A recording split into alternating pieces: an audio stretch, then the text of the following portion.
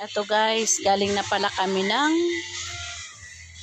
ano yon, Victory Mall.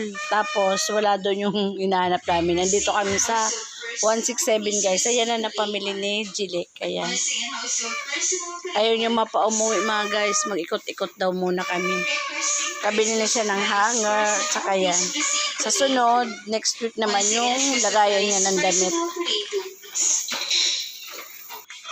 Dali na ni. Doon na yung Renolyo, isa't kalahating metro lang bibili natin. Pwede na yun. Lakaw na. Doon man pa sa baba, maano kita.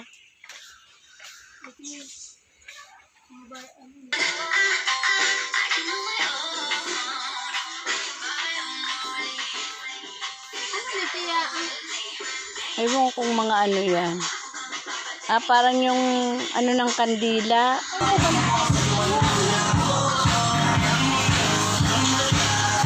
Okay, sa bahay, kararating lang namin. Ito yung napamili ni Jilek. Ito lagayan niya daw ng mga pants o kaya suklay. Pagsama-sama siya. Tapos ito yung pangkuskus niya. Tapos nagbili na siya ng 2 dosenang hanger. Magandang klase ito guys. So, 89 nga lang ang isang dosena nito. Pero matibay siya. Tapos, yung sipitan ng mga pantit bra, ito tabo. Tapos, pantit bra, ayan guys, so, ang ganda ng kulay, 3. Tapos, ito, pinabili ko rin siya ng isang wipes. Tapos ako bumili rin kasi mura na siya. Kasi ito, lagayan niya daw ng mga gamot-gamot niya, yung Biogesic, stock by, ano. Tapos, ito, sabonera, ano, lagayan niya guys ng sabon. 2 na kasi tumura lang. Kaya, 39 lang yata to guys. Ayan, 2. Tapos ito yung unang-unang binili namin kasi nagpunta muna kami ng iMall. Ano, iMall? Ay, Victory Mall pala guys.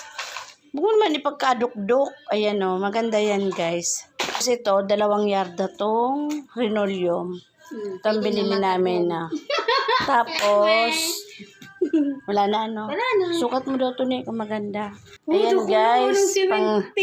Panglakad-lakad niya daw guys. Ayan lang man oh.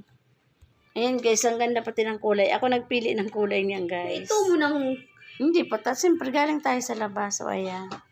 Wala nang ano. Size 7 yan guys. Wala nang... Ang lakad-lakad niya guys. Pag-pasyal-pasyal. Ayan. Guys, so uwi na rin kasi alas 9 na. Nagbili lang din ako ng tinapay. Tsaka, tawag dito, tsaka pinya. Ayan guys, uwi na ako.